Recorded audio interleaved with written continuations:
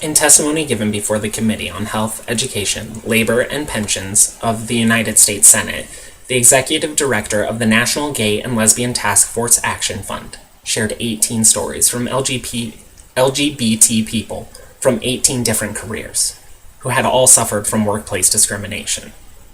These stories are all strikingly similar, and these are just a few of the thousands of stories of real Americans who are hurt by rampant discrimination based on predetermined bias of LGBT people. This, along with many other gay rights issues, is one that is shrouded in controversy.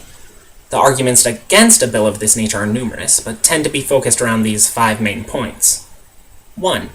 Being gay is a choice, not a predetermined trait, and therefore gay people should not be considered a protected class. 2. Religious organizations opposed to homosexuality would have to compromise their beliefs and hire lesbian, gay, and bisexual people. 3.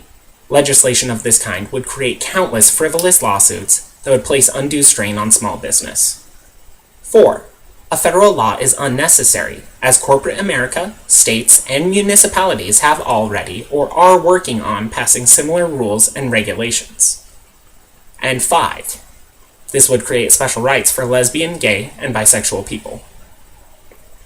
The discussion on whether or not being gay is a choice is a meaningless one to have in this context. Title VII of the Civil Rights Act, the current anti-discrimination law, prohibits employment discrimination based on race, religion, color, sex, and national origin. Of all these currently protected classes, most are inherited traits, or due to conditions beyond personal control. But, no matter how much people would like to believe it, not a single person is born into any religion. It's a choice that's made in someone's life. So personal beliefs aside, it doesn't matter if being gay is a predetermined trait or a choice. Protected classes have already been predicated for both reasons. The Employment Non-Discrimination Act, or ENDA, is the preeminent piece of legislation being discussed at this time to limit employment discrimination based on sexual orientation.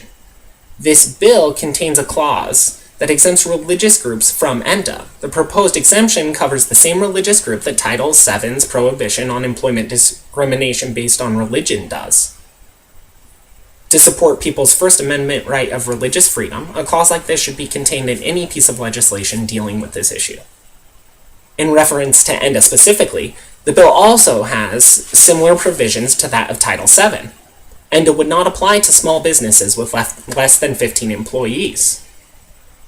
In sexual orientation-based employment discrimination, states experience with statutory prohibitions, a report compiled by the United States General Accounting Office, was found that in states where employment discrimination laws that protect LGBT people, since they have been enacted, range from only 0.5% to 9% of all discrimination claims made in those states. The clear conclusion drawn from the evidence is stated succinctly by the authors of this report. Overall, the state's data showed that relatively few complaints of discrimination in employment on the basis of sexual orientation were filed annually, whether measured in absolute numbers or as a percentage of the employment discrimination complaints under state law. In 29 states, it's still legal to fire somebody solely because they are lesbian, gay, or bisexual.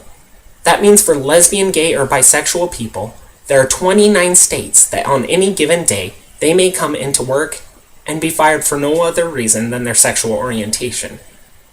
This is a choice made regardless of work performance or productivity, but one made because of an organization, company, or manager's personal views of what is morally right or wrong.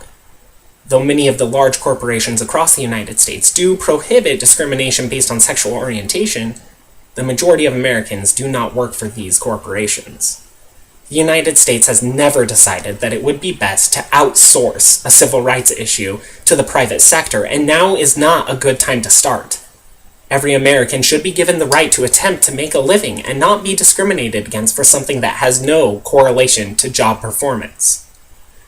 Not only is this ethically wrong and damaging to the psyche of LGBT men and women, but it is also damaging their children. In the report All Children Matter, How Legal and Social Inequalities Hurt LGBT Families, it stated, contrary to common stereotypes, children being raised by same-sex couples are twice as likely to live in poverty when compared to children living in households with heterosexual parents.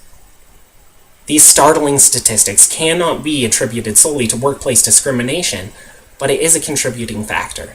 It's also a factor that can be easily resolved. All people in the United States should have the right, if they so choose and are able, to earn an income. This is a basic human right.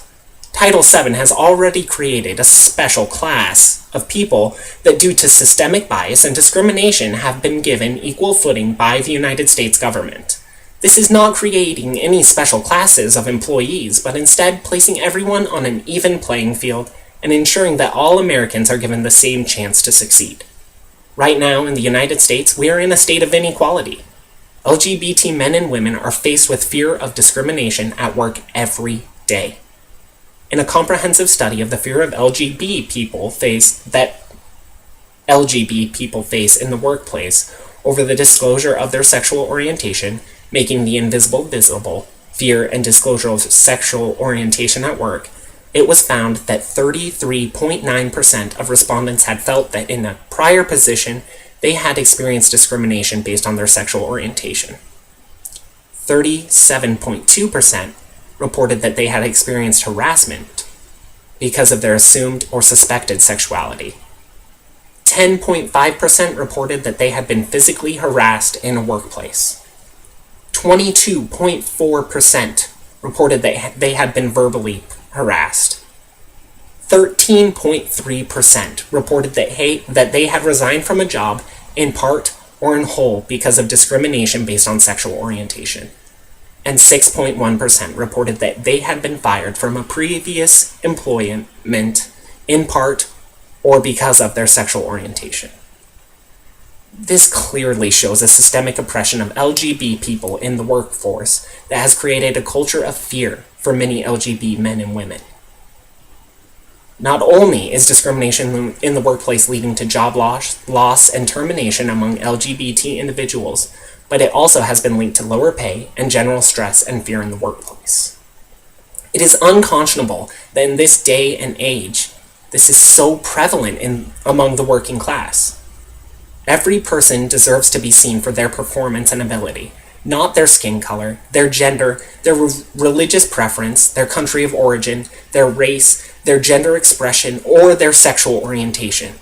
No one deserves to have their livelihood stripped away from them. No one deserves to have to worry about if they will be able to provide for their family. No one should have to fear if at the next job they'll be fired again. We are guaranteed the human rights of life, liberty, and the pursuit of happiness, ensured by the Constitution of the United States of America.